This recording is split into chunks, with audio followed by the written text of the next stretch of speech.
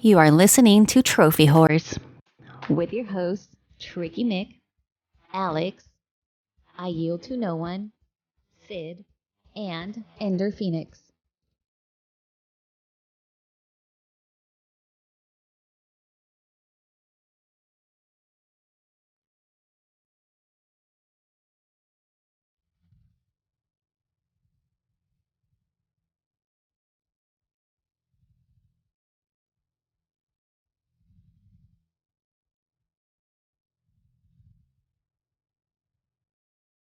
Hello, everyone, and Happy New Year! It's the first time you're hearing us, at least, in the new year. I know Tricky and Daryl recorded something to release for you all, but Yield, Matt, and I are back. And boys, I gotta ask. We'll start with Yield here.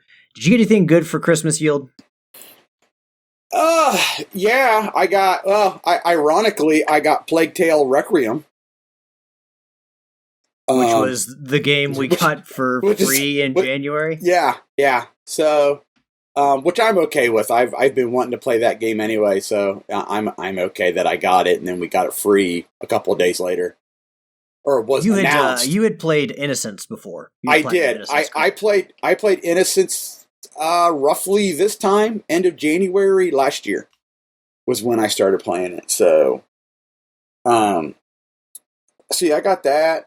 That was the only video game I got. I got I got a Han Solo and a Chewbacca Star Wars pop and a Dark Trooper pop for my brother. And I got a Mandalorian from season 2 where he's riding the speeder bike with Grogu in the saddlebag. And yeah, that was my really cool stuff. Nice. Sounds like you got quite a haul there. I did. Yeah, so I want to clear this up. Actually, I was incorrect earlier. I was essentially lied to by Tricky. Well, maybe lied is a strong word. But just so somebody, I believe Matt, doesn't have to go back and edit that previous part, there was a plan for Tricky and Daryl to record something. They, I guess, weren't able to, so there was not anything from them. So this is the first time you're hearing the Trophy Horse crew in 2024. And Matt, I just asked Yield, so I got to ask you: did you get anything good for the holidays? Oh yeah, I got a $700 vet bill. Oh, you said something good. No, nothing good. Man, that's twice as expensive. That's almost twice as expensive as that Power Rangers limited edition Titanus I wanted to buy the other day in box. Yeah, sometimes we have choices on what we want to spend our money on. I did not have a choice. Yeah, and Matt, I don't know. Obviously, you kind of alluded to it there. We know what you're talking about. I don't know if you want to share anything. You don't have to, but vet bills, yeah, they suck. Just know facts, folks. We love our pets, and we will do anything for them, including going to debt. Save up. I mean, my neighbors have pet insurance, and I think it's actually offered through my work. So this year, when open enrollment happens, I'm definitely going to add that. But I've definitely thought more and more about pet insurance when teeth cleanings and all that, and tooth removal can cost upwards of $700, and pet care in general is expensive. So save up, folks. Just make sure that you love your pets. Yep. Have a savings. Just 'cause shit's gonna happen. Yeah. Well, just in case, just make sure that when you make the commitment to adopt a pet, that you can actually swing it, and you're not taking that pet back to a shelter, a week or two later. Don't do that. Make sure you can make the commitment before you adopt. Yeah, folks. Pets are lifetime commitments, and anybody who received a pet for Christmas or thought about buying somebody a pet for Christmas, that's your kid. Take care of it. Agreed. Yeah. Just like Tricky takes good care of Sweet Harley. Even though Harley's a bit rambunctious. Yeah, honestly, for the holidays, I mean, I got some cash. I can't really think of anything that I got. I mean, we got some different, like a nice assortment of hot cocoa, gift cards to places. But as far as, the video game stuff, like generally if I want that stuff, I'll buy it. So luckily we had a good month of PlayStation Plus, so I'm kind of stocked up on games. Didn't have to buy a lot, but yeah, still was a nice, relaxing Christmas for us, and I enjoyed it. We just, ate food all day, hung out with the pets, and watched some Christmas movies and TV shows. And so hopefully everyone had a very happy holidays, no matter how you celebrate, and especially a very safe and happy New Year. Hopefully everyone here listening has all their fingers and toes and everything, and appendages. But yeah. It's a new year. We've finished up the annual rarity event for 2023. We're starting on a new year, and that means we got to be earning those trophies, guys. Well, Yield and I got to be earning those trophies. We definitely know Matt's not earning the trophies for any. And the biggest shit-eating grin on your face there, Matt. You don't have to take so much pride in it, sir. I tell you what, I don't feel beholden to just pumping out trophies just because that number goes up. Every trophy I earned is a trophy I wanted. And not to say that you guys don't want your trophies, but I will. Go ahead. When you're out there, you're buying, I am Mayo 5 or I am not Fish. doing that. Yeah, no, not you. Targeted jibbing is what this is. Oh yeah, absolutely. Tricky, maybe, getting rid of the plowing the snow or picking up the trash, but he definitely can't get rid of that trash off his profile. Nope. Yes, that's right. I did call I am Mayo trash. Get angry. Someone get triggered. But yeah, boys, it's time for our updated trophy counts.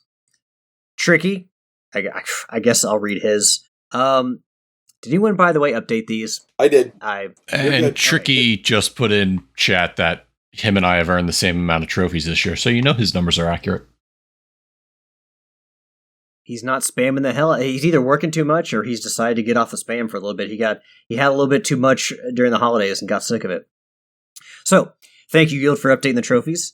Tricky is a level 898 with a total trophy count of 29,696 with a platinum count of 823. I am level 500, total trophy count of 9,667 with a platinum count of 166 in 165 games. Yield. I am a level 504 with the trophy count of 9920 and a run in the new year with platinum that puts me to 181. Matt. Level 220, 1,309 trophies, 0 plats. Still waiting on that Spider-Man 2 plat. I don't care if I have to wait 10 years, Matt. Maybe it'll be your guys' Christmas present next year. Ooh, that'd be nice. I'll have streamers and stuff and like little confetti guns ready for when you do that. Ooh, ready streamers to go. that look like webs. Oh, yeah, nice. Or I'll just shoot silly string everywhere. And that could be nice, colorful celebration. Sid is level 881 with a total trophy count of 26,302 and a platinum count of 824. Still more than Tricky. Yeah, last year I kind of went bonkers on the platinums. I got 32, which, I have 166 overall, which, trophies were introduced, a decade or more ago. So clearly my best year for platinums. I don't think I can replicate that performance this year, but we'll see. I'll still do all right for myself. But, when we're earning trophies, we're playing games. Matt, sir, since you are steadfast at your 0 platinums, even if you don't have a lot of trophies to share, any new bling, I know you've probably been playing a lot of games over the past 3 weeks because we haven't actually gotten together and talked since before Christmas. So, sir, what have you been up to? Absolutely. The list is long, but I'll keep this as short as possible. Is it a Roberto long list? No, I'm not about to do that. No offense to Roberto. Roberto's great, but Roberto always has a lot of stuff to talk about. And we actually have a question by Roberto tonight, so good that he's back in listening. All right, so Steam sales went on, so I made quite a few different purchases, including the Teenage Mutant Ninja Turtles Shredder's Revenge, the Teenage Mutant Ninja Turtles Cowabunga Collection, Risk of Rain Returns, which is a remake of the first Risk of Rain. Fantastic roguelike game.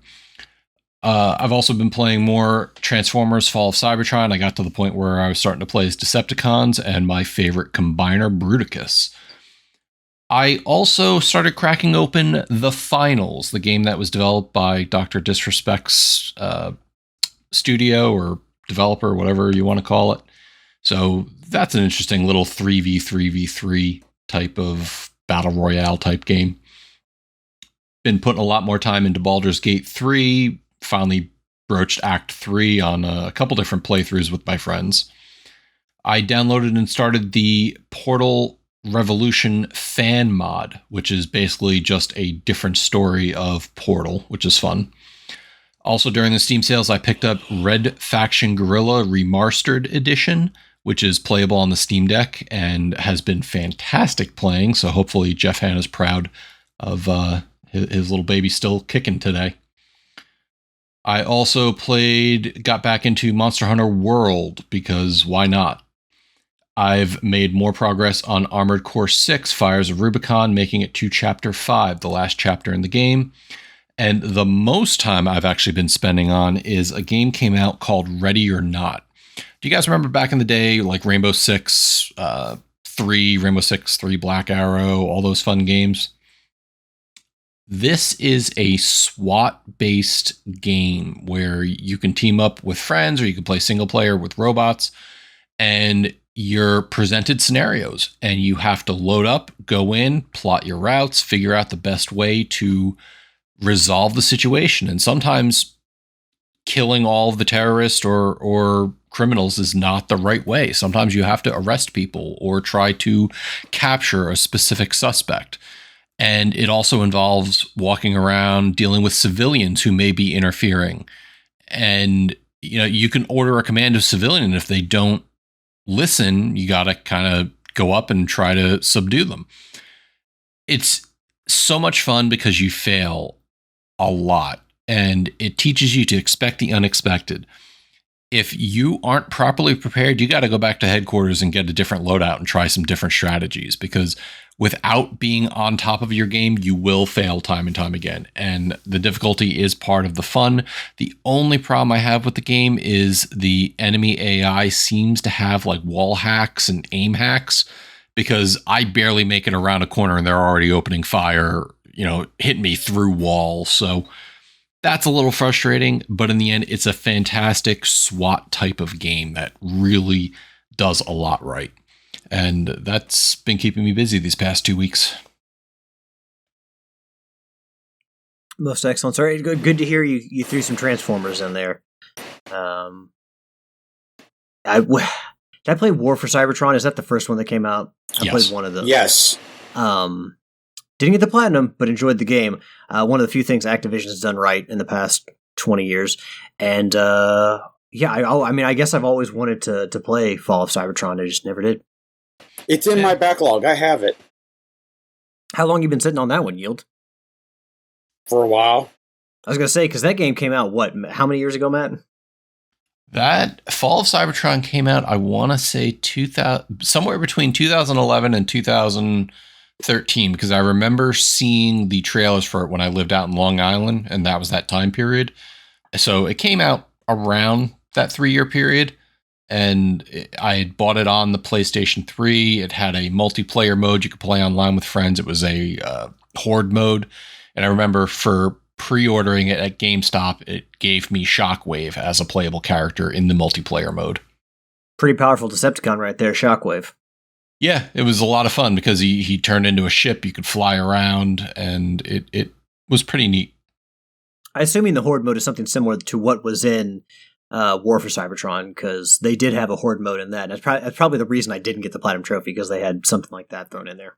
Yeah, you start off in a small area. As you kill the enemies in waves, you get money to buy upgrades or unlock new areas. And my problem is my buddy and I could never find a full team of people to be able to join up. So we just got as far as we could and left it at that. Yield, sir, you haven't been playing Fall of Cybertron, but what have you been playing? Let's see here. I played some Power Wash Simulator over Christmas because I saw that they had released a free DLC pack that was called Santa's Workshop. So I thought, why not? So on Christmas, I cleaned Santa's Workshop. I played some... I watched Ashley play that game, and just her spraying everything, and then the percentage meter just slowly tick up. It takes forever to do a level in that game. I don't know if I can handle that. I'm like, just based on that, I'm like, I can't do this. I can't play this game. It takes too long to finish a level. Well, see, if you're looking for it to like gain trophies, get platinums, that's not your game. Because it could very easily take you 2 or more hours just to do one level. But see, that thing, it's not that I'm looking to pop trophies right away. I just, even in like adventure games, like Alice Madness Returns was a game, back on the PS3 that I played, but one of the notable things about it was all the areas, there weren't a ton of them, but they were fucking long as shit. And just when I'm stuck in an area or a level for hours, I'm just like, I gotta get out of here. I don't want to be stuck in the same scenario for the longest time. So that's why I say, like, clearing a backyard and everything, and it taking 1 to 2 hours, I'm like, for me, that's too much. I will say, the one of the best ways that I have found to play the game is just to sit there and pop on some music and just veg out. So, anyway. So that's what I did. I also played some Real Truck Simulator USA, trying to see if I could get another trophy to pop, and that wasn't working. I did some World of Warship Legends work. I was working on a Christmas Advent Calendar event that they had going on. I played some Lego 2K Drive, did some Rocket League. I got back into a little bit of Deep Rock Galactic. They had a little Christmas event going on, and I wanted to complete the Christmas event, and I wanted to work on, they had 2 times season points, and I kind of want to keep fiddle-farting around while this season's going on to see if I can get up to, I think it's 95, to see what the celebration is for getting the 95. Playing some Borderlands, the pre-sequel on the 4. Jump back into Farm Simulator 19, trying to work towards that platinum. Fired up some Burning Shores DLC in Horizon Forbidden West. I saw your comment, Yield. Yeah. Not happy with you. I'm sorry. I looked at my wife and I'm like, is it me? Does the game feel off?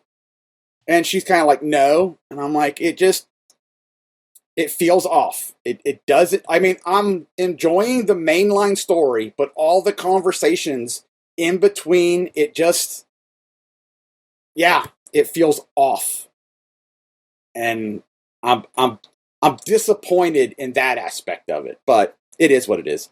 And then the final game I've been playing, I was playing some Red Dead Redemption 2, which that is my platinum that I got on New Year's Day.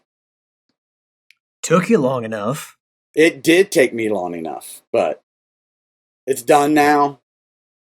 My second Rockstar game, platinumed. Whew. Last year was the year of the long game platinums. For me, that is. I'm not sure. There may be only one Rockstar game that I will ever platinum trophy, which isn't out yet, but could be, or at least we'll talk about it later. But something's coming up in the works. But Yield, I wanted to ask you about Lego 2K Drive. Okay, how is that? Because obviously that was a PlayStation Plus game for December. And I do like my racing games, or at least my arcadey mascot racing games. So how is Lego? So I think you would enjoy it. I mean, it's goofy, kind of. You've got your Mario Kart aspect. I haven't gotten to the point to where you can fly yet. It's all just been driving or boating. They've got this spot where this is going to be a grindy part. You unlock a souped up lawnmower, and you can mow weeds, and I'm using this in quotations here, mow weeds throughout the level. And what that does is when you mow an entire area of weeds, it turns those weeds into like a, not really a neon, but anyway, they regrow and they're glowing. And then when you go through it during a race, it refills your boost meter as you run them over. If you don't mow them, then when you run through it, they're weeds and it slows you down. So if you're having a particular trouble with a race, then you want to go back to this racetrack, mow the weeds, so now you can kind of have a shortcut and a spot to refill your boost. So it's definitely not going to be one of those games where you can just, I'm going to knock this out this weekend.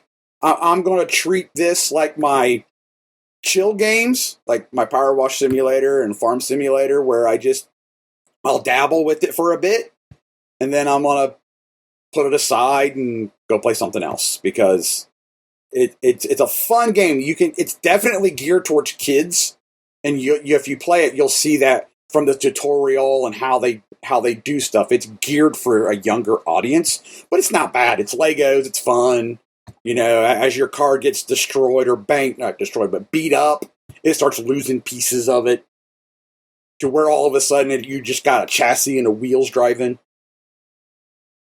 So that is a nice touch. That you build these little brick driving machines, and like in real life, if your Lego thing gets hit, it's gonna lose pieces, and I guess over time become less effective. So.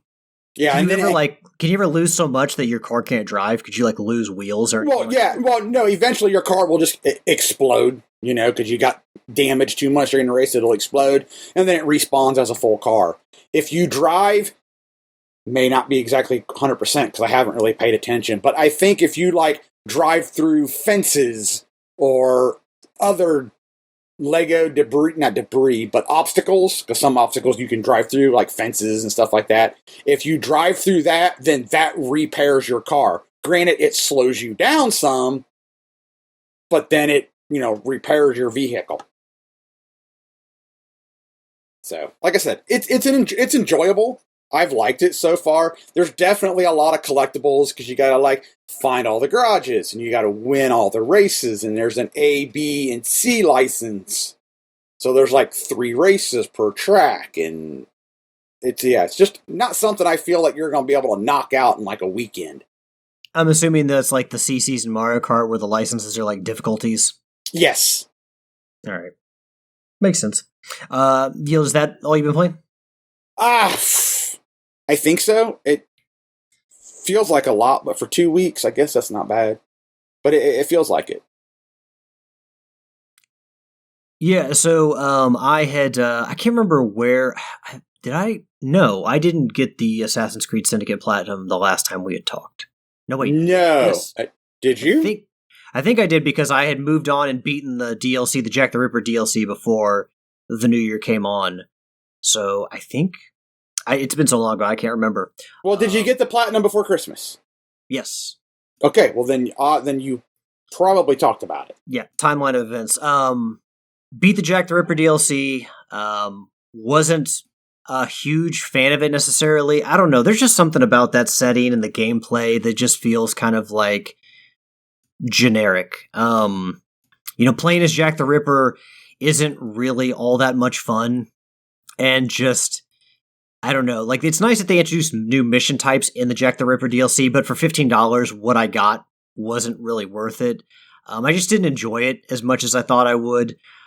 So, essentially, spoiler, but you find out that in this timeline, Jack the Ripper is a former assassin and a protege of the Fry twins, and you're trying to cover up the secret, or, keep the secret so that it doesn't come back on the assassins that one of their own has been out slaughtering, prostitutes on the streets of London. So, underwhelming DLC.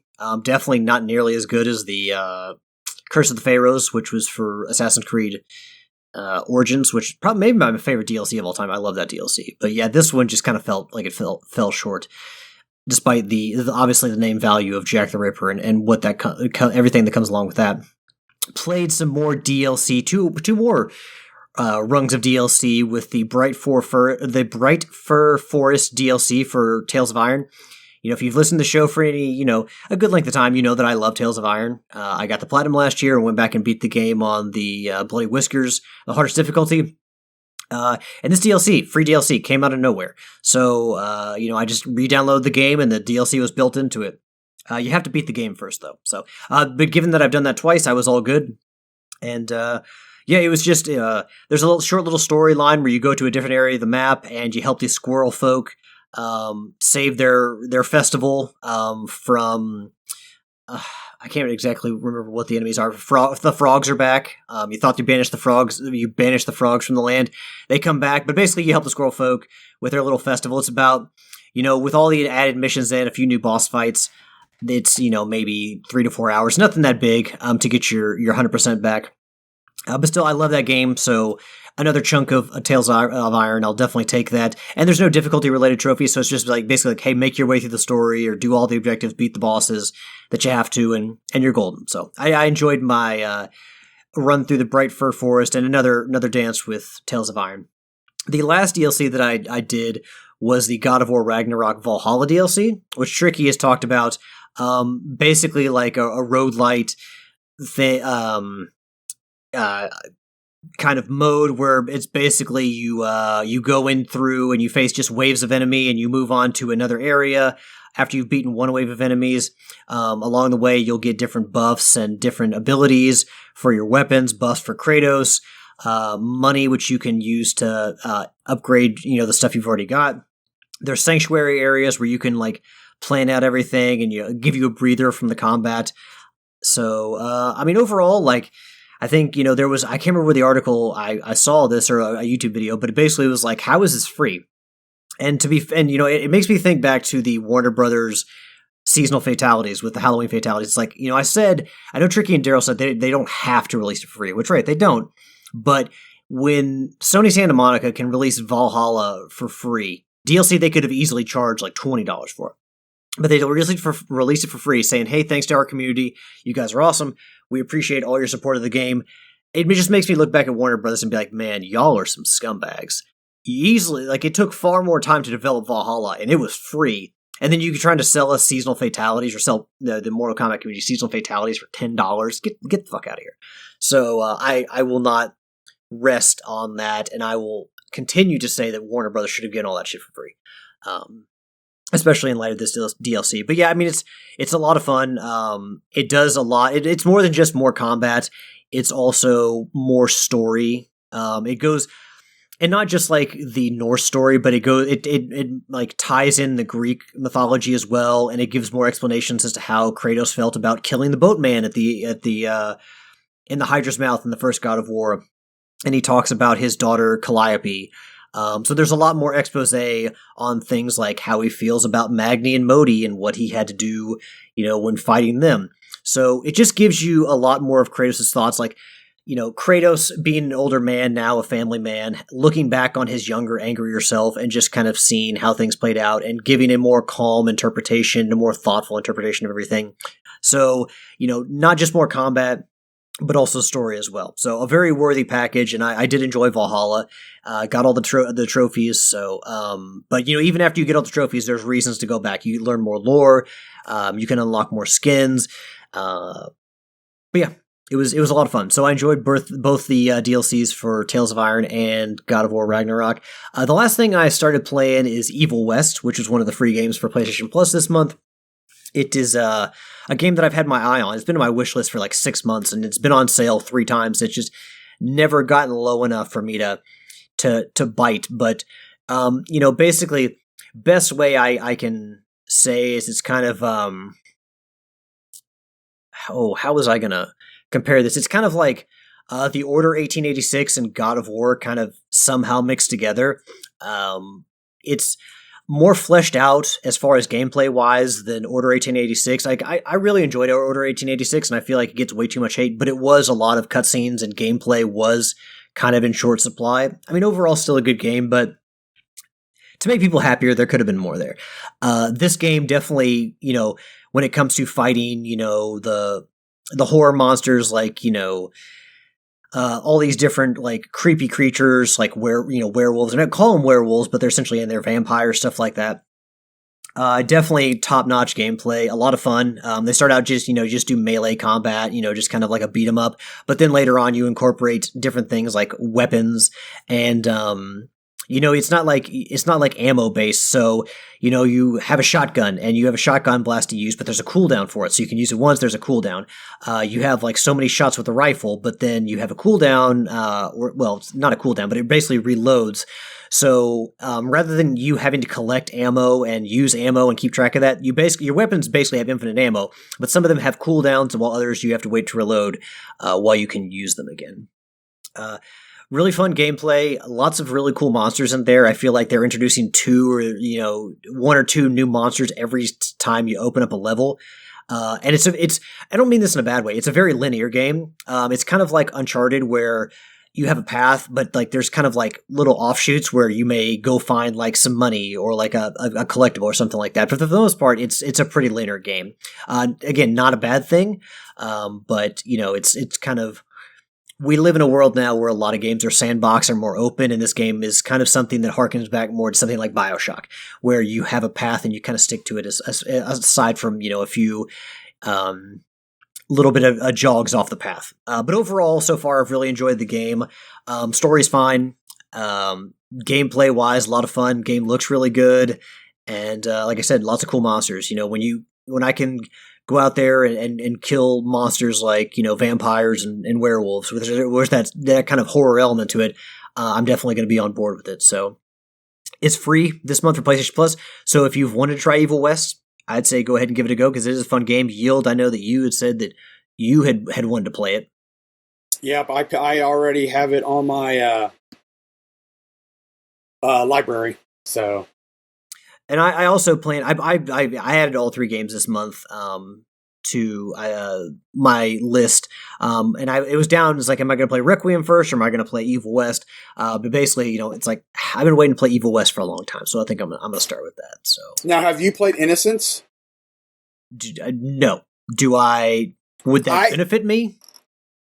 I would. My understanding is Yield, I was going to ask this question earlier, but I was fearful that the answer was yes, that you should. Yeah, well, I don't think you would have to necessarily. I mean, I haven't played Requiem yet, but my understanding is that it does kind of take place a few years after Innocence. I would think you'd probably be able to play it and be just fine. If it's any kind of a link to the other game, I tend to want to play the other games first. That way, any nods or anything made to the other game, I get where they're going with this. So, but that's just me. If you're hesitant about playing the old game, are you against just watching like a walkthrough or spoiler cast or something like that? Well, I mean, yeah, I can always go to Wikipedia or YouTube or something like that. It's not that I'm hesitant to play the game. It's just Requiem is free right now. And we just went through, I'm sure I'm not alone in this, we just went through a time of the year when shit was expensive, and I had a lot of bills to pay, and there's still some bills coming up. So the freeness of Requiem's like, this looks a little more enticing than Innocence, which, may not be a full price game at this point. I still got to pay for it, though. And I don't necessarily know that I want to put off playing Requiem just to wait until I want to spend money on Innocence. So, let me ask you this. So, I take it you didn't pick up Innocence when the 5 launched, and you could put stuff into your library. So, no, I can't remember when I started that. It might have been the month that we got Maneater. But I did not start doing that until months later. Okay. See, that's how I played Innocence. When they offered it for free, I was like, ooh, I want to play that game. I'll get a 5 eventually. So I went ahead and got on the computer and put that along with Maneater and a bunch of other games. So that's how I played it first. Yeah, I just lacked the foresight. I'm like, I'm not going to do it this month. I'll do it another month. So, but because at that point you had to go onto a PC or a computer, and if you didn't have a PlayStation 5, obviously, and add them to your collection. I just never went about that. Never did. Yeah, it was an extra step. But I would, my best guess is I would akin this to like Spider-Man 2. So if you played Spider-Man 2 and was perfectly fine not playing the first one, then you would probably be just as fine playing Requiem and not playing Innocence. Hell, I'll take it one step further, Yield. I didn't play Spider-Man 2 or the first one. I just played Miles Morales. Oh, that's right. Sorry. I knew you played one of them. I thought it was 2. Yeah, I got it cheap for Black Friday. Not last year, but the year before that. But, yeah. All right, well, gents, I think that's all the business we got to get out of the way. I think I've talked enough now about what I've been playing to get into our topics, which our first topic of this week is definitely one that I had Yield in mind when I put it on here.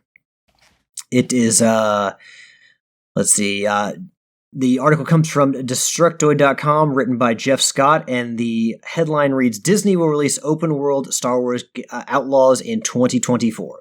And I believe I've read that it's late 2024. A recent Disney blog post boasted plans the company has for this year, including the affirmation Star Wars Outlaws will be released in 2024. Nothing else was shared regarding the game, but if you remember, it was introduced during the Xbox's 2023 Game Showcase. It's set in a time period between Empire Strikes Back and Return of the Jedi. You'll play as a scoundrel by the name of Kay Vess as she attempts a massive heist.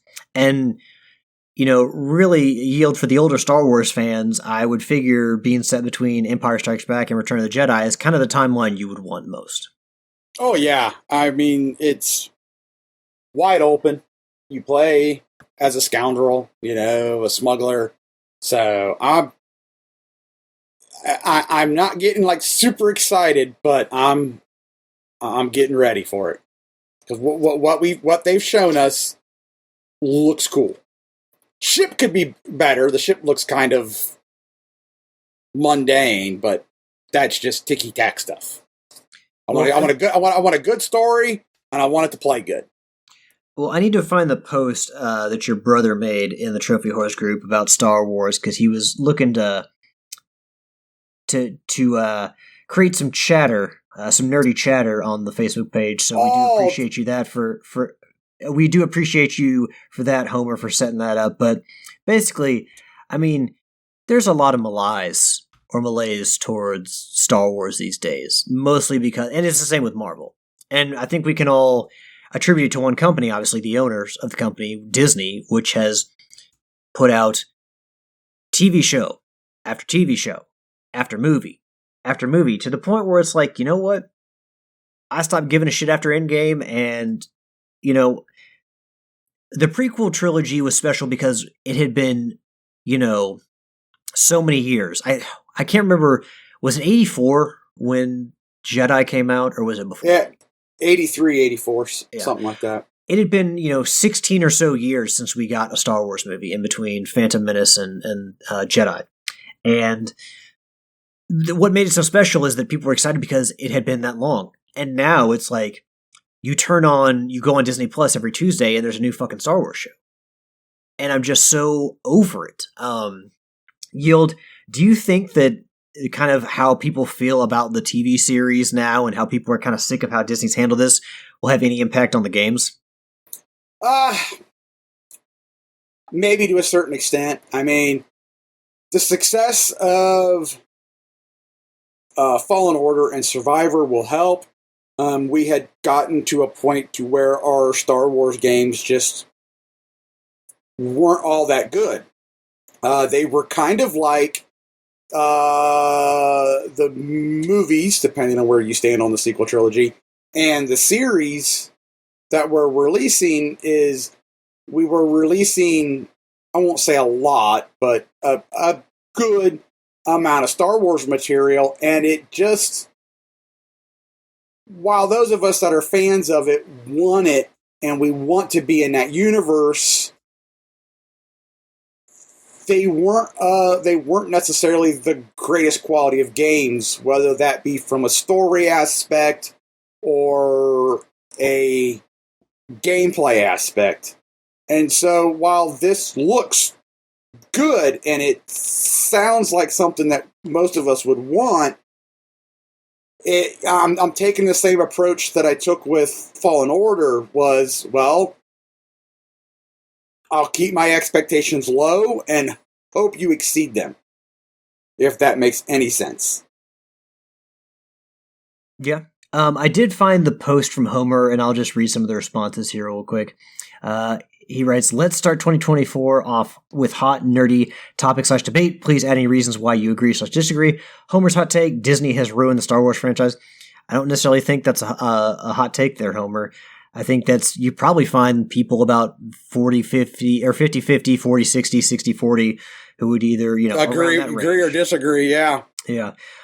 Rick says, absolutely. They've also screwed Marvel, completely oversaturated the market with mediocre film/series. I care about neither franchise anymore. Matt says, I'll have to disagree, mainly because outside the sequel trilogy, we've gotten things like Clone Wars, Mandalorian, and more. As for the sequel trilogy, The Force Awakens was great. Sure, Last Jedi and Rise of Skywalker fell flat, but weren't totally horrible. Without Disney, we wouldn't have gotten some of the greatest additions to the universe. To which Rick replied, Mandalorian bored me. Force Awakens was just fan service. Granted, it worked and took me in and gave me a good time. Last Jedi was absolute dog shit in my humble opinion. Once Carrie Fisher threw space in a fart bubble, I was over it. Flew through space in a fart bubble. I was over it. Not seen Ross and Rose, and I never will. Not Rose, but Rise of Skywalker, and never will. I'll still play the games though. And then Yield says they've ruined the movie franchise, part of it with their lack of storytelling. The Disney Plus series has been a hit and miss. Rogue One and Andor have been the best things they've done. And Alexander said, I would rather have had all the seasons of Mandalorian than not. So Matt, obviously you've been you were kind of one of the people who's more positive on Star Wars. Do you think that any of the negativity surrounding Star Wars is going to impact these games? No, because you still have a wild, rabid fan base who wants a good Star Wars game, as is proven by the fact that Survivor and Fallen Order were put out and sold pretty well, and that they're still planning an actual third game in that series. So a couple years ago, Star Wars Squadrons came out showing people still actually want flight simulators set in the Star Wars universe. So with that said, you're still going to find a lot of people who want a good story-driven game where they're not playing as a Jedi, that they get to play as an outlaw scoundrel and kind of like a bounty hunter. Because you still have a lot of people who are pretty miffed that, 1313 was canceled. So you still got a lot of people who want that type of game. No lightsabers, no force, just you're trying to survive in the Star Wars universe. So I think you're going to find that the game's probably going to do well as long as it's a good game. Yeah, as long as they don't buy any trash. Yeah, if they don't muck it up, they're sitting on a gold mine. I agree with Matt. Because I mean, you've heard me say it on the show. There's more. Well, if not on this show, you've heard me say it in the Mandalorian Patreon. There's more to Star Wars than just the Jedi. And there is, excuse my capitalism here, there's money to be made if you can capture it. Here's the thing, though, guys. Do these people who buy these games not realize that Disney benefits when these games sell really well? They're helping the company they hate. The company that they say destroyed Star Wars. It's a catch-22. I know what you're saying, Alex. Listen, in no world are these people going to boycott it and suddenly Disney is going to go, oh man, a couple people really didn't like us for those decisions that they made. I think it's best for us just to give up Star Wars and in hopes somebody will do it right, folks. Sell it to somebody else.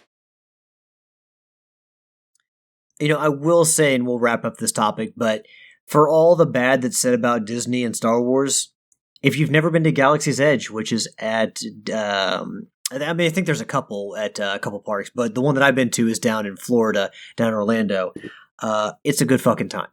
It's incredible. So, for all the hate that gets lobbied at Disney, they got that fucking right. I'll say that. So, and Rockstar, I will say that for all that they've done, I just haven't been on board with what they've been doing. For me, it hasn't felt right. But the one game they could make to bring into 2024, and well, maybe not 2024, 2025, 2026, whenever we see it. They got me back on the Rockstar train, would be a Vice City remake, and, well, holy hell, folks, it looks like we're actually getting it. This article was written by Andrew Heaton of Destructoid. In the wake of GTA 6 reveal, an unofficial remake of Vice City is in the pipeline. With the lead up to GTA 6, there's news a studio called Revolution Team is currently remaking GTA Vice City. According to the report, they're going to be using the GTA 4 engine to remake the PlayStation 2 classic. It's expected to be released in 2025 with some of the following features: improved version of the city from the Definitive Edition, improved weapons, all cars from the Xbox version of the game, and all original radio stations and more. Radio stations bit is key because part of the appeal of the game was not just the look of the city, just not just the lights and the gameplay, but it was being able to listen to music from the 80s, popular music from the 80s. You driving through the city, just tearing up, asphalt and everything, just ripping ass all around the city, and you wanted to listen to that sweet-ass music. So the radio stations are key. And I don't want to hear anything about the Definitive Edition being tied to this. Just rebuild the fucking thing from the ground up. Don't use any of the Definitive Edition because, as we know, the GTA Definitive Edition, which included 3 Vice City and San Andreas, fucking was a piece of shit because Rockstar, whoever, didn't want to put enough money behind it, and it was a technical fucking mess. So please do not fuck up the Vice City remake, which I actually want to play the way you did the Definitive Edition. So don't even bring that shit into this house. Don't even talk about that. Yield, I know that you're a fan of Vice City, and like me, it's your favorite GTA game. So while I am excited that 6's trailer hinted that we are going back to Vice City, a Vice City remake, if done right, I will be all over it because that is, besides 3, the only other GTA that I played to completion on without moving on to something else and going, oh, you know what? I never really did finish this game. Maybe I should go back and do it. So, Vice City is by far my favorite Grand Theft Auto. Just from the fact that we got, better voice acting. It was the color and the feel and the soundtrack, and it was a great improvement over 3. And yeah, and there has been none of the other ones have, in my opinion, have been close to it. And I always love I love the aspect of being able to buy businesses to passively make money, but I love going to the nightclub. And I just love the feel of that nightclub. That was probably my favorite place in that game. And I don't care what GTA does with Vice City. I don't want Vice City to be a small chunk of a larger game. I want Vice City to be the game. That's what I want to play. So Vice City Remake, I'm on board if it comes out. Matt, I don't know if we've ever definitively gotten your opinion on a GTA game, at least whether you liked them or you grew up playing them. Obviously, we're all around the same age, so we were all, there when GTA actually blew up and went crazy, and everyone loved it. If a Vice City remake came out, would you play it? Did you grow up playing the Grand Theft Auto games? I go back to the first Grand Theft Auto game that my buddy and I shared on a crack CD all the way back when that was a thing on PC gaming, where we'd play against each other in Liberty City, running each other over. We actually managed to get the tank, which was a lot of fun playing in multiplayer. So yeah, I have loved every Grand Theft Auto I've played. Vice City especially. I remember just randomly picking up Grand Theft Auto 3 in college. It was sophomore year, something like that. And it was the greatest thing playing on PlayStation 2. So when Vice City got announced, of course, me and a bunch of my friends were just anxiously awaiting it. And then the advent of helicopters, being able to fly around Vice City, and my claim to infame, I guess, is I would take the helicopter over to the beach where it was a nice clear opening, and I'd kind of tilt the helicopter just forward enough that the blades acted like a lawnmower on the beach. Yes, your co-host is a psychopath when it comes to these types of games. So I would love to see them do a Vice City remake proper, not what they did with the definitive edition. So I will wait patiently to see what they do. Matt, you called yourself a psychopath. Everyone who played these games was a psychopath in these games because shit you couldn't do in real life or never would ever want to do in real life, you fucking did in these games. Now, there were far more innocuous things, like I think that one of my goals in Grand Theft Auto 3 was you remember the ice cream truck? I can't remember what its name was, Mr. Slurpee or something like that. I don't think it exactly was that, but Mr. Frosty, I don't know. But they were more rare car, and I wanted, for the life of me, to get that car and put it in my garage, because you can remember you could put cars in the garage and save them for later. They would be in your garage there. So that was one of my big things is, I'm going to get that fucking ice cream truck so I can drive it anytime I want. But yeah, Matt, come on. Everyone who played those games ran over people and like kicked up their star rating so the police and the army would come after them so they could just cause mass mayhem. Like out there with a rocket launcher in the central business district of a city. Like you're no different from the rest of us. We're all a bunch of Looney Tunes. Good to see I'm in good company then. Would you agree with that statement, Yield, that we all just out there wreaking havoc? Oh yeah, I remember getting the tank in Vice City and then just driving through town, blowing everything to heck and back. It was like a mini game, a game within a game to see how long you could last with 5-star rating. Oh, absolutely. My favorite. My friends and I would do that. We'd pass the controller, say how long can you survive? Getting your rating up and going out there. But my favorite was I'd always take the tank, and specific to Grand Theft Auto 3, is I'd roll the tank down a street, I'd turn the turret backwards, and start firing for the speed boost. I can't remember, was it the A-Team movie when they did that? Like when they dropped out of an airplane, there was a tank in the air, and they were shooting a tank in midair? Yes. Yeah, that was the new Liam Neeson version. Yeah. I don't remember much else from that movie, but I do remember that part. And if you've been playing Baldur's Gate 3, well, there's more than a few memorable things in that game, it being a Game of the Year nominee and award winner. But, some of the things can get you a little hot water if you're not careful, especially on the Xbox. This article comes from Destructoid, written by Tiago Manuel. The headline reads, "Recording nude Baldur's Gate 3 characters might land you a ban on Xbox." The user named his clip titled "Naked Camp Time Fun" landed him in a ban lasting until the end of 2024. According to the user, his clips were automatically uploaded to the Xbox public feed, even though he did not intend on sharing them. You have to change those options yourself, so be aware if you intend to record any sultry videos. There have been reports some other players experiencing this in other games, including Attack on Titan, which doesn't feature full frontal nudity. Latest reports indicate Xbox and Larian Studios are looking into the situation. So, obviously a PlayStation podcast, but, we know there's some crossover. So, if you play Baldur's Gate 3 and you are on Xbox and you want to get a little weird with the computer-generated characters, I don't know. I try not to judge. I feel like that's a little weird, but if you want to record that stuff, make sure you're not uploading it to a public Xbox feed where maybe children can see it, and that will probably do some harm to your standing in the community and your account, as Microsoft's like, oh, well, you're off here for a bit. Matt, any thoughts on this?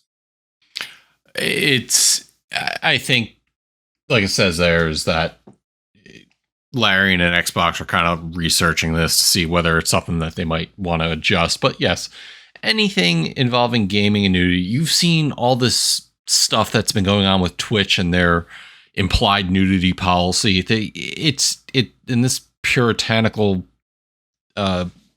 Christian nation, you're looking at people and companies that don't want anything such as nudity to go out where kids can see it. So just be careful of what you do, and always double check. So we just talked about Grand Theft Auto. Remember Hot Coffee, that sex scene hidden deep within the code that caused a whole big stir on the internet, even with the polygonal, not even really showing anything.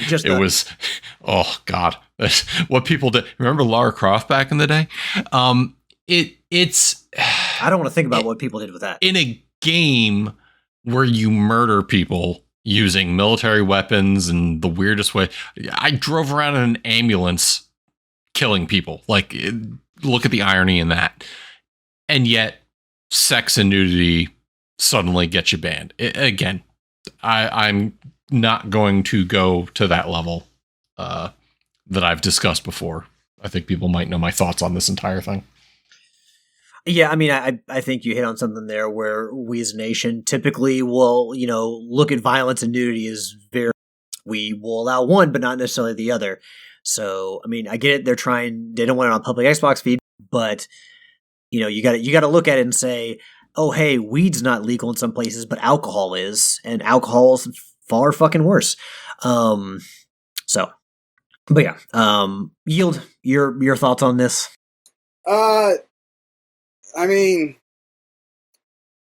just watch what you do and where you post it, or at least have your channel tagged that you could have, more adult stuff. I mean, what you put on your feeds is your business. Just know that it could get you banned.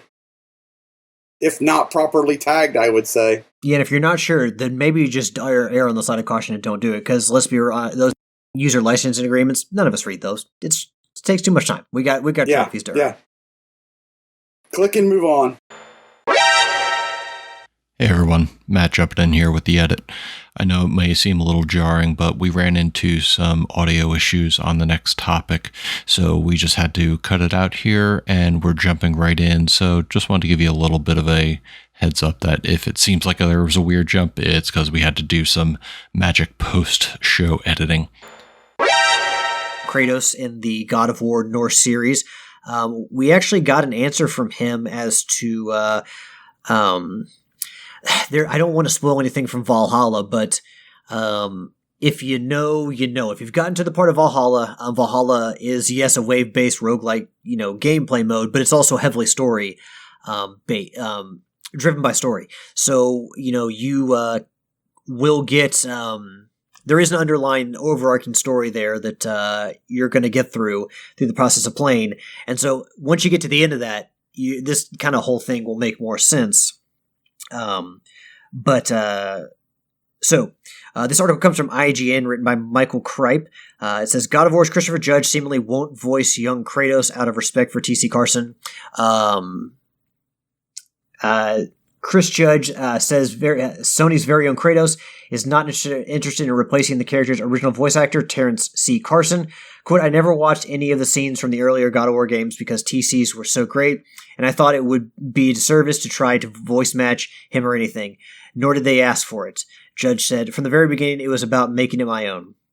Evidently, the current Kratos actor was offered something not too long ago where Sony Santa Monica wanted him to somewhat match the voice of the character, a request he turned down. Quote, absolutely not, Judge explained. I love this dude. That would be such a slight.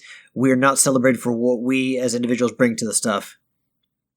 That's across the board no matter what you do. I just think it's inherently wrong to try to commandeer something else than that somebody has already established. So TC Carson, the original voice of the PlayStation 2, PlayStation 2 and PlayStation 3 God of Wars, and Christopher Judge, the new voice of Kratos, the older Kratos, has done a great job, but showing mad respect for TC Carson. It's nice to see this. And Matt, how do you feel about? I know. Well, Guild hasn't played God of War, and I don't know if you have either, Matt. I feel like we haven't. Have we had this discussion before? No, we haven't. And I tried playing the first 2018 God of War. I've played through the first two Gods of War, but I respect everything Chris Judge does, and I can absolutely understand. It's kind of going back to that AI thing. Nobody wants to be replaced. Nobody wants to be told that they're obsolete. So, mad respect to the guy. Everybody jokes about how long he had his award speech last year at the 2022 Game Awards, but then this year he came out and joked about how long it was and made off-color comments about Call of Duty and his speech being longer. The guy's just a charming guy, and I love everything he does. And it's nice to see him respect where he came from. So good on him. Yield, how do you feel about the respect for, those who came before him? I like it, and I always feel like more people should be that way. But I mean, ultimately, you got to be who or do what you feel is best, I guess. But I like it. It almost gives the feel that if you want a younger Kratos, then go get that guy to do the voice. Don't have me try to do his voice. So I like it. I like how he pays homage to, those who came before him, and that he's not going to try to repeat what they did, So, mad props.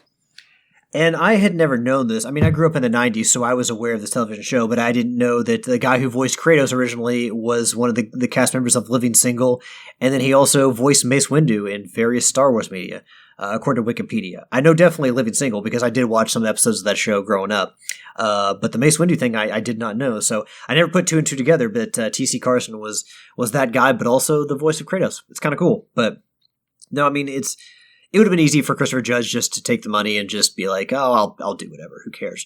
But the dude seems to have as far as his work, a pretty good ethic, a pretty good moral compass. So, he's killed it as Kratos. But to acknowledge, somebody who came before him and helped establish that character, it's nice. It's good to see. And the fact that you have two different voice actors playing the character. One is obviously a different mythology and a younger Kratos. One is an older Kratos and a different mythology. So it kind of works out to where it doesn't really bother you because there is kind of a time gap in between God of War, the original God of War, the Greek series, and then also the Norse 2 games. So, the fact that it's two different voice actors, you can look past it. It's not hard to look past. So, but it is nice to hear when, actors, voice actors, people who work in the industry give each other props and don't want to step on anybody's toes or at least not try to replace somebody, because that work that T.C. Carson did was important. It helped establish Kratos and God of War and be one of the most popular series on PlayStation ever. So, not trying to basically replace him, I think is very admirable. And I'm sure that many people feel that it's quite admirable that we are potentially going to get a Silent Hill 2 remake. Now, this has kind of been in the rumor reel for a bit. But this headline reads, Silent 2 remake seemingly confirmed for 2024 release in new PlayStation trailer. This was written on IGN.com by Ryan Dinsdale. PlayStation has quietly listed the Bloober Team remake as a 2024 title. While not offering any more details, the announcement came as part of a PlayStation 5 upcoming games trailer.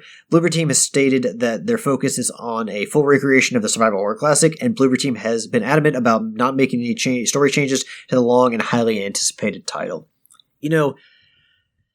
So we've got, what is it, the Last of Us Part 2 remaster coming out this month in January. Sony has become notorious for doing a lot of remasters and remakes. Honestly, if you're doing a remaster, I think it's too soon to the original release for you to be doing it. What you need to be doing is a remake. I want remasters to go away. I'm fine with remakes, but I kind of want remasters to go away. Look, don't get me wrong. I do appreciate that more people, Alan Wake was originally, not available to PlayStation users. So the fact that they did a remaster and people on PlayStation could play it before Alan Wake 2 came out, I do appreciate that. But in general, remasters, it's too soon. And but a remake, of something like, I've called for it. I want an Ocarina of Time remake. I want a Mega Man 3 remake. And then you got an Ocarina of Time remake. I swear to God, if you're going to say the fucking 3DS version, Matt. People, I thought he was going to say Breath of the Wild. People always give that out. They're always like, well, you can play it on the 3DS. I want to play it on the Switch and Unreal in 2024. I want it to play on a big TV, not a small ass screen. It's not the same thing, Matt. It's not. We can agree to disagree on Die Hard being a Christmas movie or not being a Christmas movie. This is not the same thing. This is not 1-to-1. I don't want to play on a 3DS. I want to play on a TV, a big TV, on a Switch. Does that make sense? I could play it on my big TV using emulators. I just want to play on the basic functionality of the console. I don't want to have to bring emulators into this. I'm sorry, I just get pissed off whenever anyone says, oh, why do you want Ocarina of Time remake? You just played on 3DS. That's not me making fun of Matt's voice. That's just me generalizing, making fun of some ass clown on the internet who always has to point that shit out. I will say, if there's a game that needs a remake, it's Ocarina of Time. Thank you. But no, I mean, like I always talk, I've long talked about remakes done right. And Silent Hill 2, it's been long enough. Resident Evil 4 was another remake done right. Dead Space as well. These games built from the ground up, bringing them into the current age. We all love playing these games at one point, but at this point, I don't want to play Ocarina of Time on the 64 engine. I don't want to play it on the Switch Nintendo 64 channel. I want something new. I've seen some of the boss fights in Unreal. The work that people have done with that and put it on YouTube looks fucking great. I want to play that. So there's definitely a place for remakes. There's got to be a certain amount of time to pass, but I think that remakes are a healthy part of the industry. Remasters, that's a different discussion. I actually would prefer to see those go away. But remakes, Shadow of the Colossus remake for PS4, the definitive version of the game, love it. So I'm glad I never played Silent Hill 2. I do like survival horror games, so at some point in the future, I'm probably going to be running away from Pyramid Head, screaming for my dear life. But this is a remake that deserves a remake. It deserves, another release to bring it into the current age. Guys, yield any games that you can think of that you would be the right time for a remake, and just in general, remakes versus remastered. Are you for one? Are you against both? How do you feel about everything? I think I would prefer a remake, on a newer engine and sharpening it up. I think that would be better. I won't argue with you about Ocarina of Time. I think that would look bitchin' on, a newer, modern engine. I'm sure that there's a game that I would like to see, but other than the obvious Ocarina, I can't think of one off the top of my head. It would sell so damn well. I'm sorry, folks, to get angry, but Matt just had to raise my blood pressure like 10 or 20 points. Matt, sir, are you going to play Silent Hill 2 remake when it comes out? And do you see? I mean, I was going to ask you. There's obviously a difference between remakes and remasters, but do you think both are good for the industry, or do you think that there's definitely a right and a wrong way to go when it comes to bringing old games into the new? Something I've been speaking all this time, and there's no excuse for me having been muted. That's going to be a fun edit. Oh, well, but I thought I was going fucking crazy, but then I was like, well, my internet didn't go out, but maybe it's I've been fiddling with my headphones or my headset here. You know what? No. But the good thing is everything you said was recorded.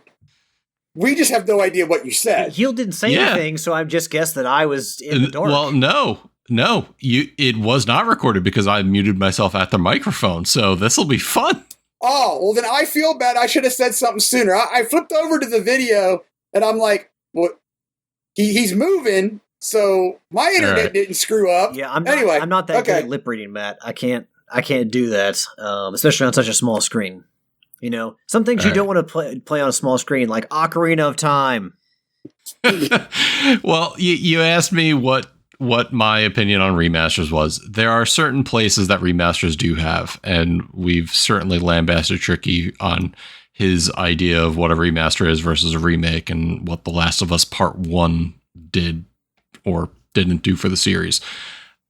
Ultimately, I'm with you, Alex. Games need to be remade if they're going to be done anything at all. Remasters does very little to move the medium forward. And we've seen how successful remakes can be. What with last year's Dead Space and Resident Evil 4. It actually adds something to the medium. But ultimately, if a remaster is the lowest level effort somebody can do to re-release a game. Now, I've been guilty of it. I've bought the upgrades for Grand Theft Auto 5 like 5 different times. I did not do it for this last generation because I've played Grand Theft Auto 5 to death.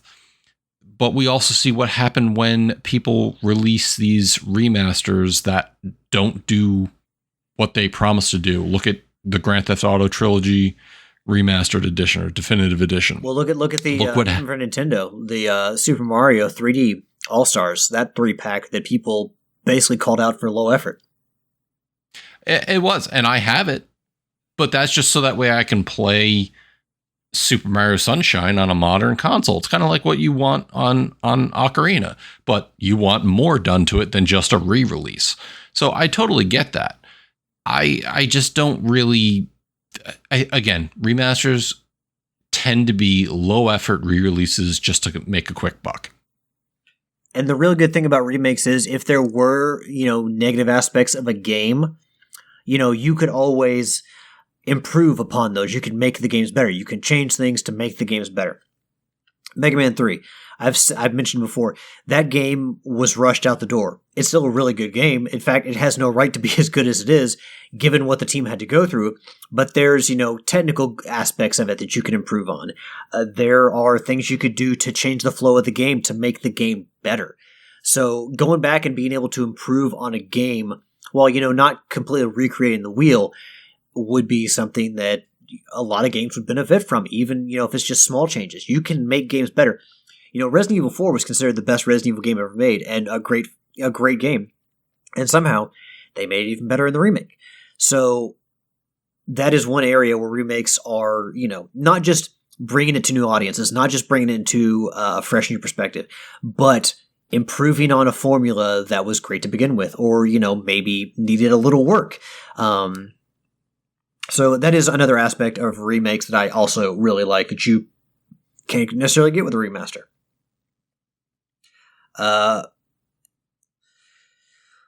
So let's see. As far as I know, we don't have an update from Gareth quite yet. There is, for the first week of the annual rarity event of January 2024, Gareth has posted something in the trophy looting page on Facebook. So go check out the update on the new season of the annual rarity event. And Sid, I don't believe we have any audio from him. So Sid, we hope you had a good holiday season with your family, my friend, and we can't wait to hear from you in the future.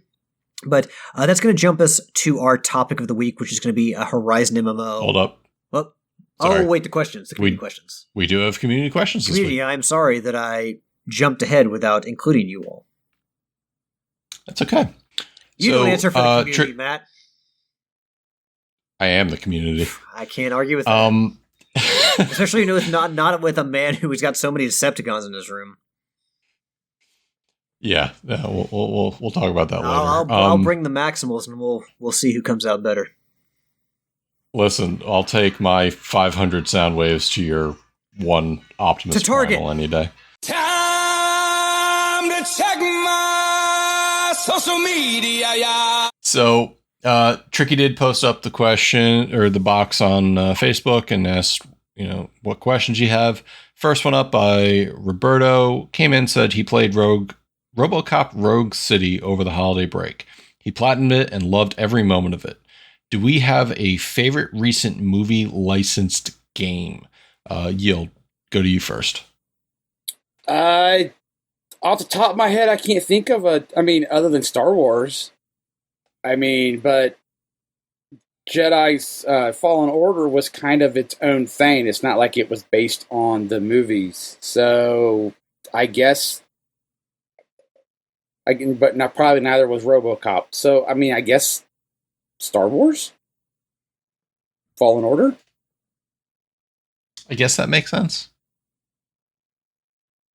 Alex, do you have a recent Yield, movie release? I actually have one. Yield, and you're probably going to be kicking yourself that you didn't forgot it. Probably. But Ghostbusters the video game remastered. Yeah. Which was it? It's considered the essentially the third movie in the trilogy. The third movie. Yeah. So I would count that. Matt? I don't actually have a recent one. Again, going strictly for the movies. So I'm going to go back and default to my old time favorite, the Die Hard trilogy. The Die Hard arcade game was phenomenal. I mean, that's not recent, but it's great. No. So actually, was it the arcade? Because I know there was the trilogy. Was it arcade or was it PlayStation? Well, there was a PlayStation Die Hard trilogy, but I know, Alex, that there was a Die Hard arcade. I don't remember them being the same thing. The one I'm thinking of was like a shooter, like you had a gun, a light gun, and you shot at the screen as enemies came up. So that was Die Hard 2 of the Die Hard trilogy, because what it was, I think Die Hard 1 was a action game. Number 2 was a first person on rail shooter, and 3 was a crazy taxi type of game.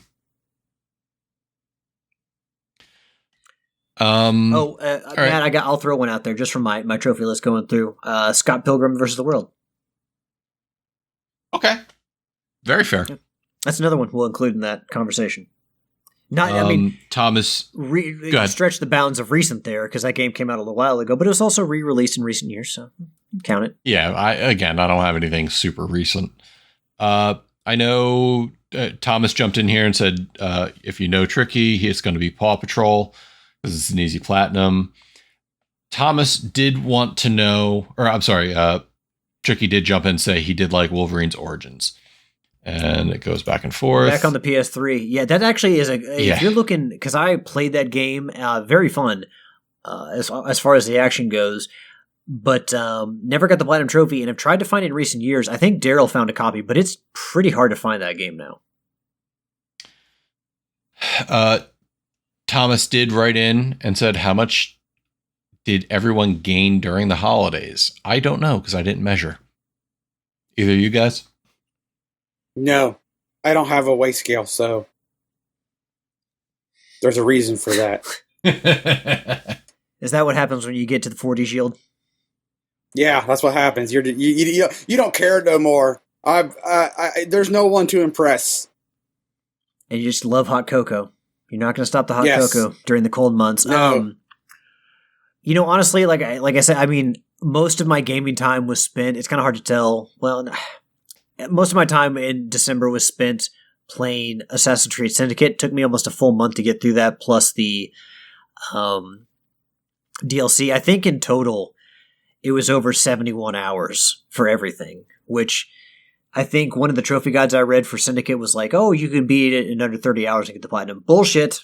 Call bullshit. The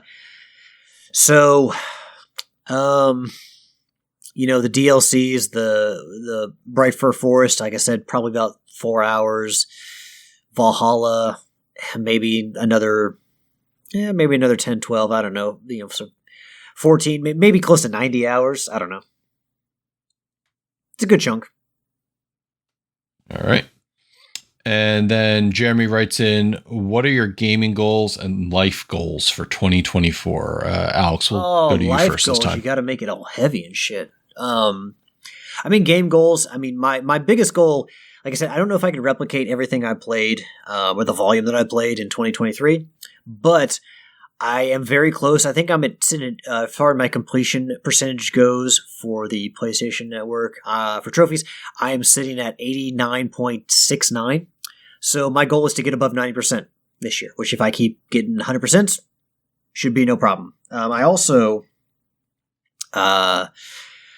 Evil West, first game I'm playing, definitely want to get a platinum trophy in that. Like I said, I like the game style. I like the vibe the game's throwing out. So I would really like to walk away with the platinum trophy in that. Gonna have to beat it on the hardest difficulty, evil difficulty, but I've beaten some hard games before. So, really, I don't really want to focus on getting more than I did last year. So I guess really my completion percentage, honestly, more so than my count, the completion percentage has always been one of the things I've always hung my hat on. So getting up to 90% as far as that goes is really my main goal as far as gaming.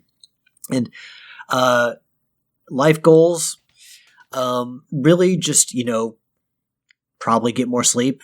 I need to do that.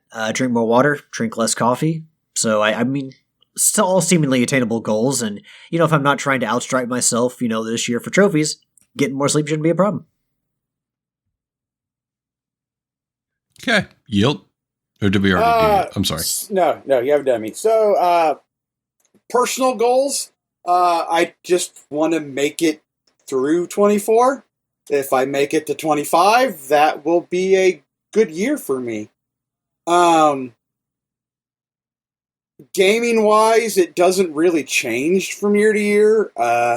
I've since 19, 18, 19 maybe a little bit longer than that. I've tried to average by the end of the year a platinum a month, and I've been able to do that. I think I ended up with 15, 18 this year. I'll have to go back and count. I want to keep doing that. I always want to keep working on my backlog, which is always a daunting task because you're always adding games to it.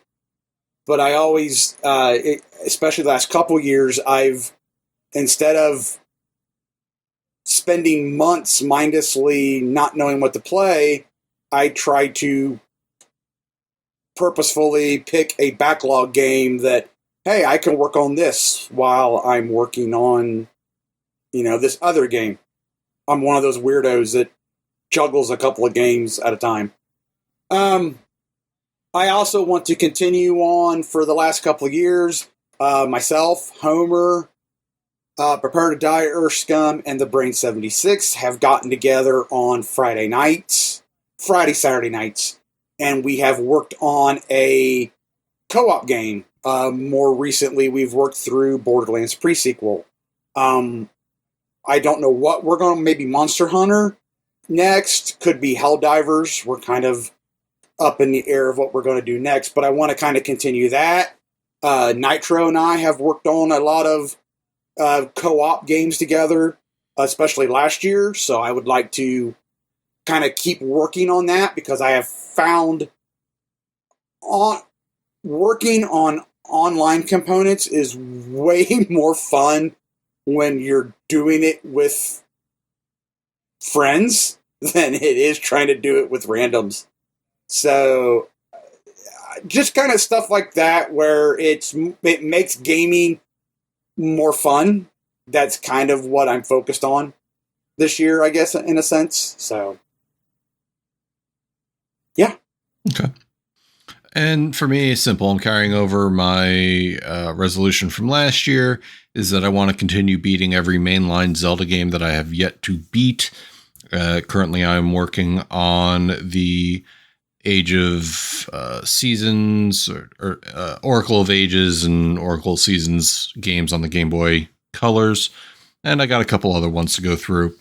You've beaten Zelda 2? Yes. God bless you.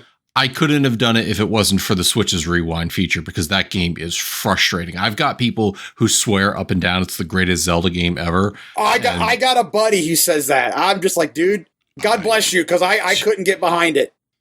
Bruh, it takes a special kind of people to praise that game.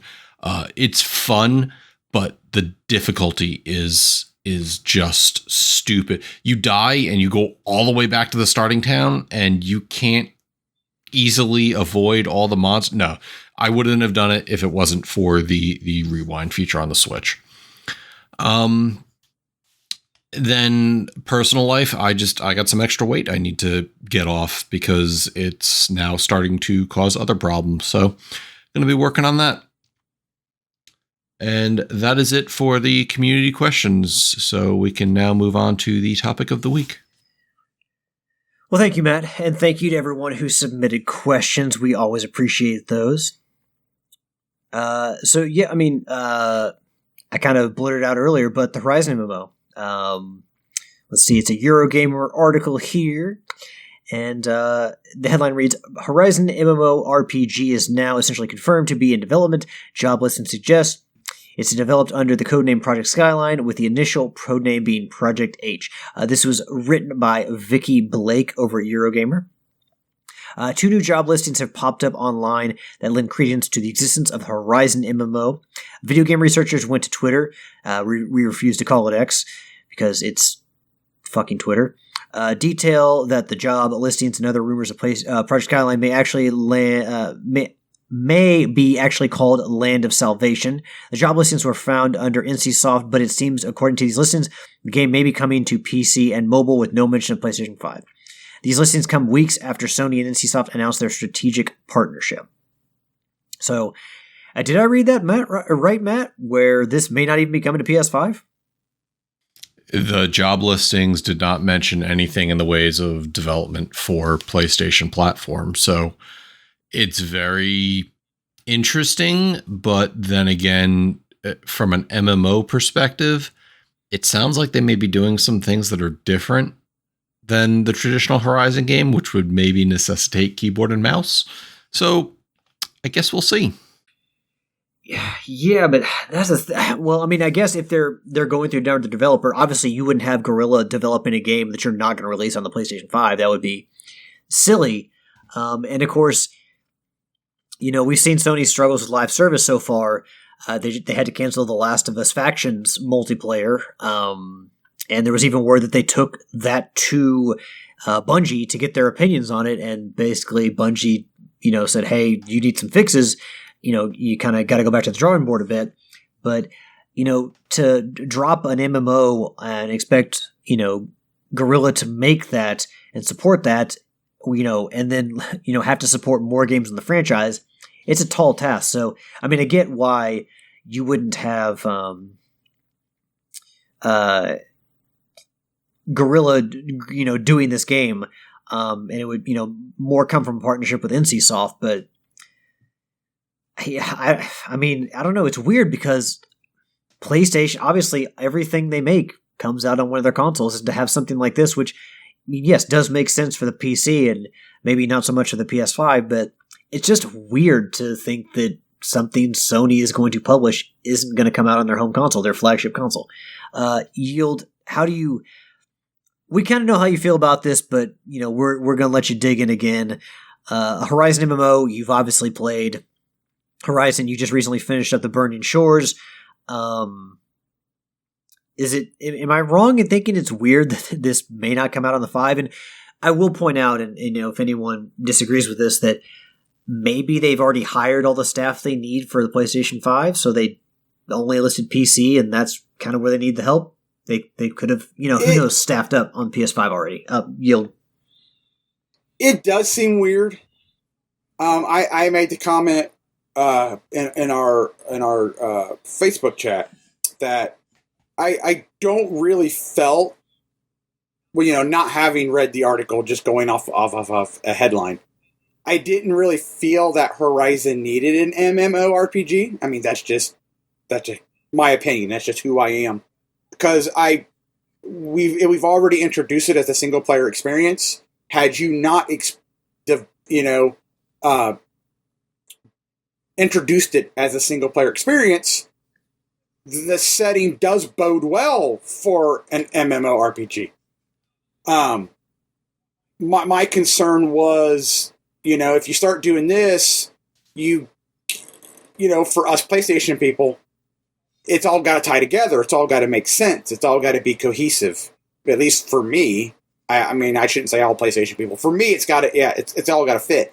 But having seen the cliff notes and seeing that it may not come to 5, you know, I'm kind of okay with it. For the simple fact of, I don't have to worry about a story that they tell over there debunks or contradicts or whatever that we're experiencing on console, because they're only connected by name. And to me, you know, I'm okay with that. If it was on the 5 and now I need them to be cohesive, but they're somewhere else. So, I mean, unless they've got Guerrilla's stamp of approval, you know, then I expect more cohesion. But if they're not even coming to the 5, then to me, it's its own entity.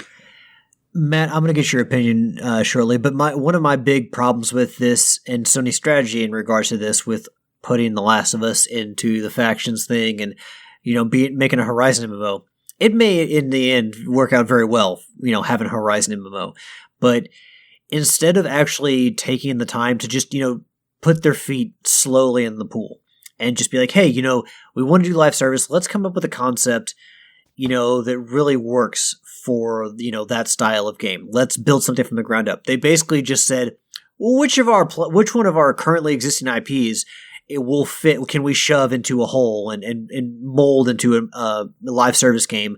Let's try to get to the finish line as fast as we can.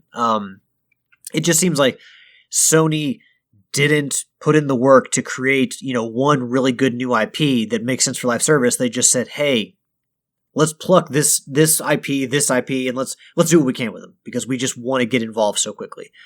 Matt, your thoughts on the story?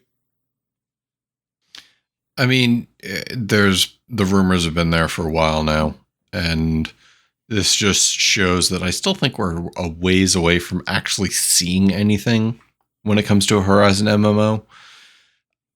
Whether it's needed or not, that's a whole different story. But, in a year where we saw a lot of people being laid off, it's nice to see a story where they're hiring for game development. That is true. But then also they could also cancel this game and then further hurt themselves financially and then have to lay off even more people just to balance it out. I mean, it's a risk. I mean, it's a video game. It's a big, massive endeavor, and it costs a lot of money, and there is risk there. So, I mean, I understand Sony wanted to tap into a certain market, but again, you had Bungie, you bought Bungie, you got live service there. Just they tried to take it too fast. That was a problem. They tried to take it too fast, and I just don't want to see them try to get to the finish line as fast as possible in the name of making money. We got to catch. It's like perfect example. The DC cinematic universe. They could have slow burned it. There are a few good movies in there. They could have slow burned it and then did what Marvel did, and shit could have made more sense.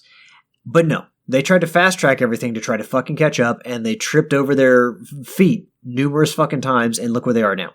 Rebooting shit, redoing shit, not like saying, well, this is another one universe and we're starting a new one, like starting from fucking scratch. And having to get that universe going over the course of a decade, 2 decades. Like, if you just had taken your time and not tried to catch up to Marvel, you could have done a lot better.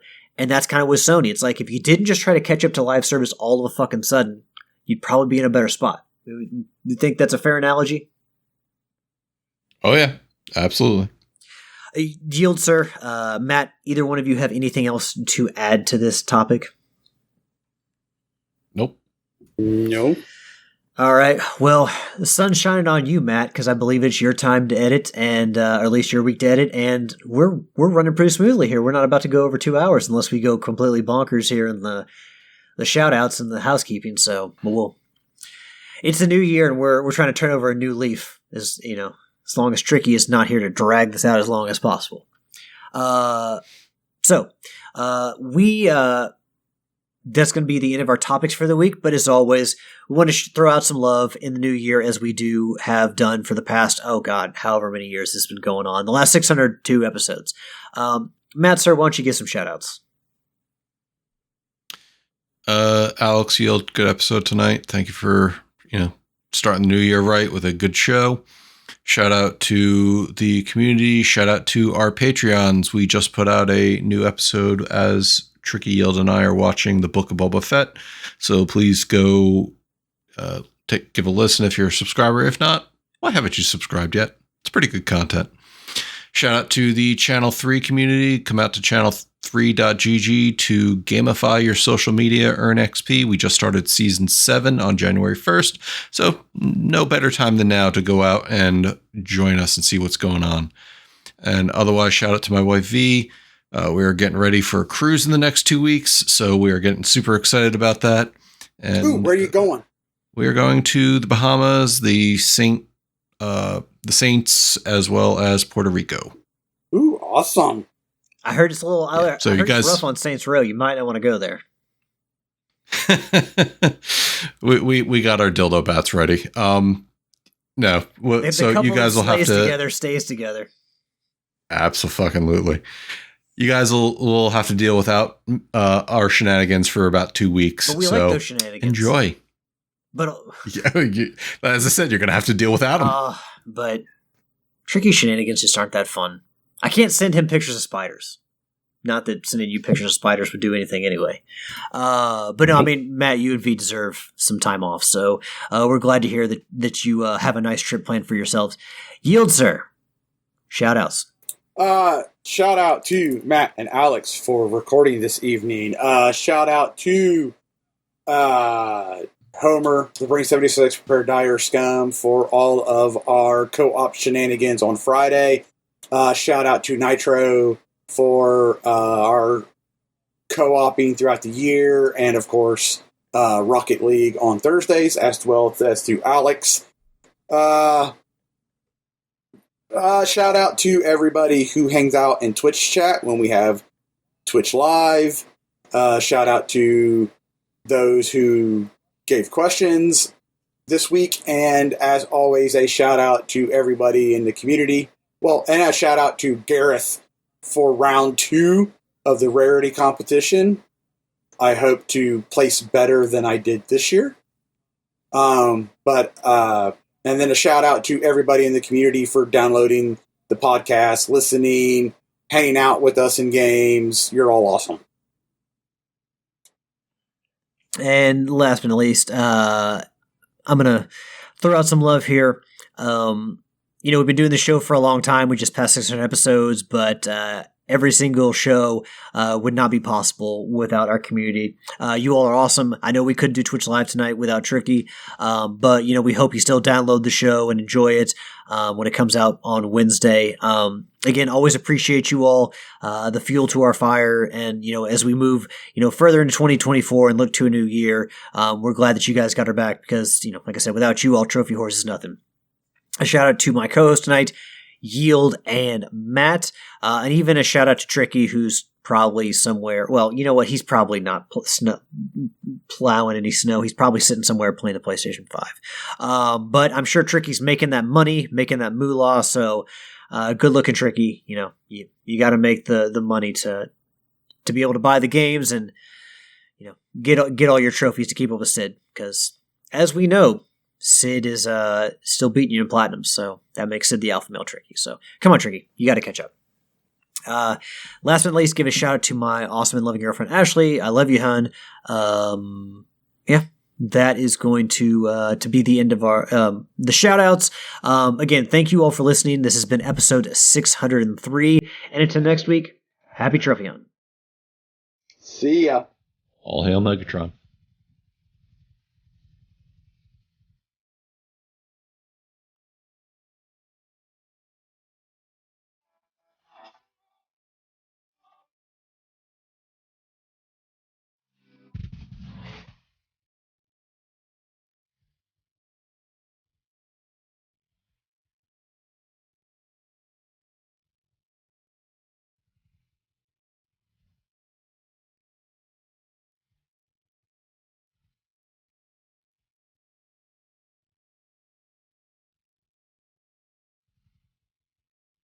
The theme song is Venus by the band Even off their album Zenith. Permission granted by the band and 12 Stone Records. You can find them on Facebook by going to www.facebook.com/evenphilippines.